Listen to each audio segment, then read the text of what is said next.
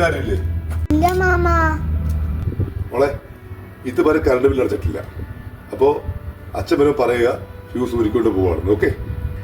അച്ഛൻ ഹോസ്പിറ്റലാണ് മാമ, അതുകൊണ്ടാണ് കറണ്ട് ബില്ല് അടിക്കാതിരുന്നത്. ഇതൊക്കെ സ്ഥിരം നമ്പരാണ്. ഒന്നുകിൽ ആൾ സ്ഥലത്തില്ലാന്ന് പറയുക, അല്ലെങ്കിൽ ഹോസ്പിറ്റലാണെന്ന് പറയുക. അച്ഛൻ പറഞ്ഞു കേട്ടോ ഫ്യൂസ് ഊരിക്കൂടെ പോയെന്ന്. അച്ഛൻ്റെ ഹാർട്ടിൻ്റെ ഓപ്പറേഷൻ കഴിഞ്ഞ് കിടക്കുക മാമ, കുറച്ച് ദിവസമായി.